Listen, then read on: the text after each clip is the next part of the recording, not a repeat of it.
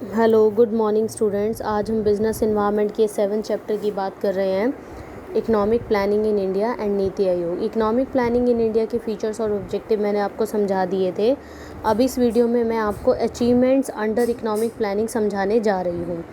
आपको यहाँ पर ये बताना है कि इकोनॉमिक प्लानिंग जो ये फर्स्ट 5 ईयर प्लान बने, 12th तक प्लान जो क्रिएट किए गए, उनके आने की वजह से क्या क्या अचीवमेंट्स हुई। सबसे पहली बात, हमारी नेशनल इनकम बढ़ गई। नेशनल इनकम कैसे बढ़ गई? कहते हैं कि अगर हम बिफ़ोर इंडिपेंडेंस की बात करें तो हमारा जो ग्रोइंग रेट था वो जस्ट 0.5% था, लेकिन आफ्टर 5 ईयर प्लान आने की वजह से हमारी नेशनल इनकम में जो एवरेज रेट ऑफ ग्रोथ हुई वो 5.1% हुई, कांस्टेंट प्राइजेस जो हुए। कहते हैं कि यहाँ पर 2016 और 17 में growth rate in national income just 7.9% थी। 2017-18 में ये नेशनल इनकम थोड़ी सी कम हो गई, 6.9% रह गई। 18-19 में और कम हो गई, 6.6% रह गई। तो प्लान वाइज इस तरह से ग्रोथ रेट हुई। देखो, 11th प्लान में 7.9 है, 12th प्लान में 6.9 है, 17-18 में 6.9 से 6.6। मतलब पहले जो 0.5% थी वो day by day 5.1% first 5 year plan आने के बाद बढ़ी ही है।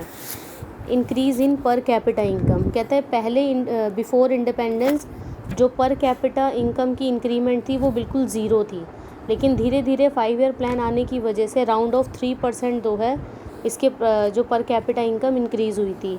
11th प्लान में growth rate per capita income बढ़कर 6.5% हो गई। 12th प्लान में 5.7%, 17-18 में 5.7% और 18-19 में 5.4%। कैपिटल फॉर्मेशन कैसे इंक्रीज़ हुआ? कहते हैं capital formation economic development of a country में बहुत ज़्यादा मेजर रोल प्ले करता है, और हमारी कैपिटल फॉर्मेशन तभी होगी जब हमारी सेविंग और इन्वेस्टमेंट बढ़ जाएगी। कहते हैं सेविंग और इन्वेस्टमेंट बढ़ने की वजह से कैपिटल फॉर्मेशन इंक्रीज़ हो जाती है। During the period of planning saving और इन्वेस्टमेंट इंक्रीज़ड हुई है। 1950-51 में कैपिटल फॉर्मेशन जीडीपी का 8.7% था, उसके बाद 17-18 में बढ़कर 32.3% हुआ। देखो, सीधे 8.7 से 32.3% जीडीपी का कैपिटल फॉर्मेशन इंक्रीज़ हो गया है। Institutional reforms in agriculture and green revolution, कह रहे हैं जब हमारे फर्स्ट 5 ईयर प्लान आए तो 2 तरह के एग्रीकल्चर पर फोकस किया गया था, लैंड को रिफॉर्म्स करने में और टेक्नोलॉजिकल डेवलपमेंट में। कहते हैं लैंड रिफॉर्म्स पूरी तरह से इम्प्लीमेंट नहीं हुए थे। इनमें से कुछ जो लैंड रिफॉर्म्स हैं वो उन्होंने एक साइंटिफिक कल्टीवेशन में काम आए थे। 1966 में एक ग्रेट स्ट्रेस हुआ था टेक्नोलॉजिकल डेवलपमेंट को लेकर जो एग्रीकल्चर में आए थे। उसके बाद कल्मिनेटेड हो गया ग्रीन रेवोल्यूशन। कह रहे डे बाय डे जो है plants production of food grains increased more than 4-fold। 1951 में जो फूड ग्रेन की प्रोडक्शन है वो 550 लाख टन थी। 18-19 में ये बढ़कर 2850 लाख टन हो गई। 50-51 में इरिगेशन का जो एरिया है वो 17% था सिर्फ। अब हम इरिगेशन कितने लेवल पर कर सकते हैं? 47.7% पर कर सकते हैं। जैसे जैसे ग्रोथ रेट इंक्रीज़ हुई एग्रीकल्चर प्रोडक्शन 2.7% हो गया एवरेज अनम का। During the period of planning agriculture production has increased very much. कह रहे हैं कि पर हेक्टेयर प्रोडक्शन जो है बढ़ने की वजह से आपका साइंटिफिक कल्टीवेशन इम्प्रूव्ड हुआ है, वैरायटी ऑफ सीड्स और केमिकल फर्टिलाइज़र आपको मिले हैं। फिर आता है डेवलपमेंट ऑफ इंडस्ट्रीज़। देखो, डेवलपमेंट ऑफ इंडस्ट्रीज़ में हम ये कहेंगे जो प्लान्स बनाए गए थे उन्होंने लॉट ऑफ सक्सीड जो पाई थी इंडस्ट्रियल सेक्टर्स में थी। जो बेसिक और कैपिटल गुड्स है like iron, steel, machinery, chemical, fertiliser, ये डे बाय डे इंक्रीज़ हुई है। पब्लिक सेक्टर भी बढ़ा है और जो सेल्फ सफिशेंसी है वो भी इंक्रीज़ हुई है। और मॉडर्नाइजेशन की बात करें तो day by day industrial sector आपका इम्प्रूव ही होकर आया है। 12th प्लान में इंडस्ट्रियल प्रोडक्शन ग्रोथ रेट 6.3% थी। 17-18 में 5.9% थी और 2018-19 में 6.9% थी। इंफ्रास्ट्रक्चर कैसे बढ़ा? इंफ्रास्ट्रक्चर का मतलब होता है जिसमें आप ट्रांसपोर्ट एंड कम्युनिकेशन लेते हो, इरिगेशन फैसिलिटी लेते हो, पावर जनरेशन लेते हो। और ये फर्स्ट 5 ईयर प्लान आने की वजह से पावर जनरेशन तो बढ़ा ही है। और बहुत ज़्यादा इम्प्रूवमेंट हुई है रोड्स में, रेलवे में, सी पोर्ट में, एयरपोर्ट में, एयरवेज़ में, टेलीकम्युनिकेशन में, बैंकिंग और इंश्योरेंस में। इन सभी ने हमारे इकोनॉमिक डेवलपमेंट की ग्रोथ में सबसे ज़्यादा रोल प्ले किया है। अगर हम सोशल वेलफेयर की बात करें तो हम सोशल वेलफेयर में education sector, health sector, medical and family planning लेते हैं। देखो वन बाय वन हम डिस्कस करेंगे कि डेथ रेट कैसे कम हुई है। 2017 में डेथ रेट जो है 6.3 पर 1000 कम हुई है, जो कि पहले 40.8% थी 1951 में। एवरेज एक्सपेक्टेंसी ऑफ लाइफ जो पहले 1951 में 33 ईयर्स तक की थी, 17 में 69 ईयर्स तक है। रिसर्च की बात करें तो national laboratory research sector day by day increase हुए हैं। एजुकेशन सेक्टर की बात करें, जो स्कूल्स गोइंग स्टूडेंट्स हैं वो भी बड़े हैं। Number of colleges, university, management institution ये भी बड़े हैं। हेल्थ सेक्टर में hospital, bed, doctor, nurse, medical facility ये सब इंक्रीज़ हुई है। और जो मेजर डिसीज़ थी मलेरिया, पोलियो, ये सब जो है इनका इलाज शुरू हुआ है। एम्प्लॉयमेंट कैसे बढ़ी है, कहते हैं इतनी सारी per capita national income increase होने के बाद हमारे गवर्नमेंट ने सबसे ज़्यादा फोकस जो है एम्प्लॉयमेंट सेक्टर की तरफ किया है, वो दोनों स्कीम पर किया है, चाहे वो अर्बन एरिया में चाहे रूरल एरिया में है। गवर्नमेंट का ये टारगेट हो गया था 12 5 ईयर प्लान आने से कि कम 50 मिलियन एम्प्लॉयमेंट्स उन्होंने देनी ही देनी है। मॉडर्नाइजेशन की बात करें, बिल्कुल अगर हम एग्रीकल्चर सेक्टर में बात करें तो वहाँ भी न्यू टेक्नोलॉजी आने की वजह से मॉडर्नाइजेशन हुई है। इंफ्रास्ट्रक्चर डेवलप होने की वजह से मॉडर्नाइजेशन हुई है। तो एग्रीकल्चर, इंडस्ट्री, सर्विस सेक्टर ये सब हमारे इंक्रीज़ हुए हैं, प्रोडक्शन कैपेसिटी भी बढ़ी है। Export promotion, diversification and import substitution, कहते हैं ये प्लान आने की वजह से हमारी जो एक्सपोर्ट पावर है वो तो डे बाय डे इंक्रीज़ हुई है, लेकिन इंपोर्टिंग हमने कम कर दी है। ठीक है, क्योंकि हम जो ज़्यादा इंपोर्ट किया करते थे उनको कम कर देना चाहिए, तभी एक बैलेंस क्रिएट हो सकेगा। कह रहे हैं during the planning period export have not only significantly increase but there has also been diversification of export item. और वो एक्सपोर्ट आइटम में primary product, manufactured goods, engineering products, jewellery, information technology ये सब एक्सपोर्टेड किए जा रहे हैं, लेकिन जो इंपोर्ट लेवल है, सब्स्टिट्यूट है, आयरन स्टील का, मशीनरी, फर्टिलाइज़र का, इनको कम कर दिया गया है।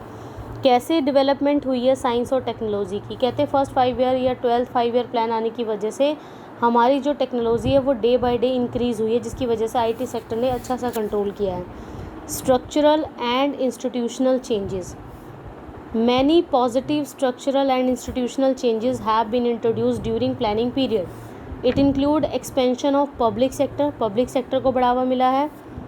Introduction of price support system, public distribution system, development of financial institution, adoption of liberalisation, globalisation, privatisation. तो ये सब आने की वजह से चेंजेस हुए हैं। लेस साइक्लिकल फ्लक्चुएशन है, जो बूम रिसेशन का पीरियड आया करता था वो डे बाय डे कम हो गए हैं, क्योंकि हमने एक स्टेबिलिटी बना के रखी हुई है।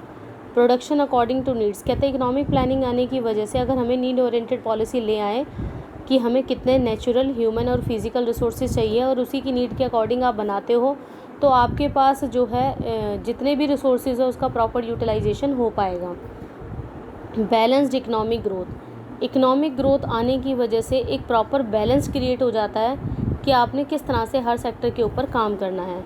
Right use and conservatism of natural resources, कहते हैं government ensure proper use and conservatism of natural resources under economic planning.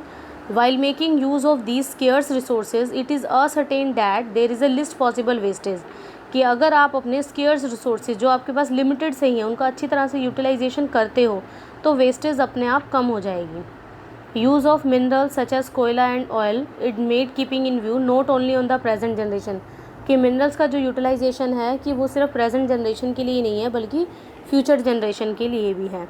अब आते इतने ज़्यादा ऑब्जेक्टिव और अचीवमेंट्स होने के बावजूद भी इकोनॉमिक प्लानिंग हमारी फेल हो गई, उसका कारण क्या था।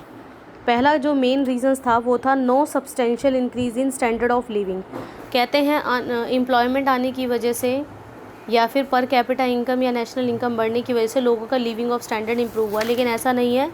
Rich people are more rich than poor people are more poor. Rise in prices, कहते हैं हमारे जितने भी प्लान्स क्रिएट हुए थे हमें प्राइस में एक स्टेबिलिटी रखनी थी, बट ऐसा नहीं हुआ। जो राइज इन प्राइसेस है वो डे बाय डे इंक्रीज़ होते गए, जिसका अल्टीमेटली जो इफ़ेक्ट है वो पुअर और लो इनकम ग्रुप पर पड़ा।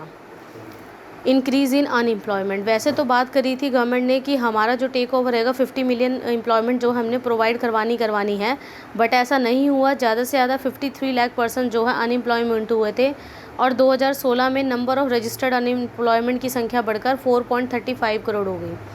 तो इस तरह से नई टेक्नोलॉजी आने की वजह से हमने क्या किया, अपनी स्कीम्स को कैपिटल इंटेंसिव टेक्नोलॉजी बना दी, उसको प्रमोट किया, लेकिन जो लेबर है जो हाथ से काम करते हैं उसको हमने प्रमोट किया ही नहीं। Less growth in agriculture sector, agriculture sector को एनहांस नहीं किया गया था, ग्रीन रेवोल्यूशन को रिस्ट्रिक्टेड किया गया था सिर्फ वीट और राइस के लिए।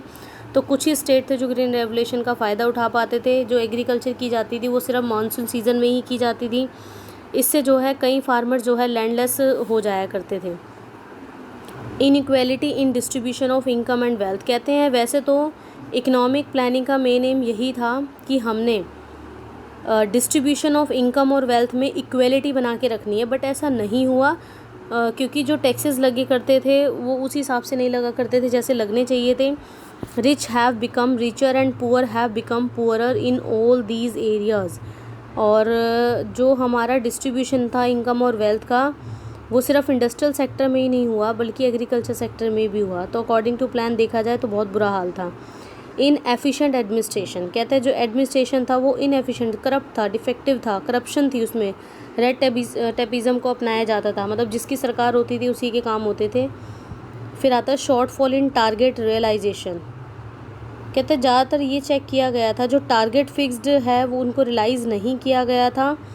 एवरी प्लान में target rate of growth of national income, employment, industrial, agriculture fix थे, but most of time these target are not achieved.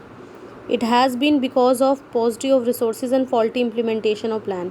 Slow capital formation थी क्योंकि सेविंग का इन्वेस्टमेंट का कोई सोर्स ही नहीं था, तो कैपिटल फॉर्मेशन कहाँ से होगी? Lack of infrastructure, lack of entrepreneur या पॉलिसीज़ की वजह से no saving, no investment, no capital formation. Unbalance growth of different regions, कहते कुछ ऐसे सेक्टर थे जिन पर ज़्यादा फोकस किया गया था जैसे गोवा, हरियाणा, महाराष्ट्र, पंजाब, केरला, सिक्किम, गुजरात, बट बाकी अदर स्टेट थे जो बिहार, उड़ीसा, छत्तीसगढ़, एमपी, यूपी, असम, ये लेस डेवलप्ड कंट्रीज़ में काउंट होते थे, कोई जो है बैलेंस ग्रोथ नहीं हो पाई थी। Poor development of infrastructure, economic planning has failed to develop infrastructure in the country, still India is lacking in power generation, transportation, quality roads, fast railway tracks, airways, ये सब कुछ नहीं थे। इम्बैलेंस्ड इंडस्ट्रियल ग्रोथ, कहते हैं economic planning आने की वजह से प्राइवेट सेक्टर को इन्हांस करने में किसी भी तरह का कोई प्रयास नहीं किया गया था। इंडिया जो है आज भी बेसिक और हैवी इंडस्ट्रीज़ या कैपिटल गुड्स इंडस्ट्री या फिर प्रोडक्शन ऑफ लग्जरी गुड्स से पीछे रह गई है। तो ये बहुत सारे कारण थे जिसकी वजह से इकोनॉमिक डेवलपमेंट नहीं हो पाई थी।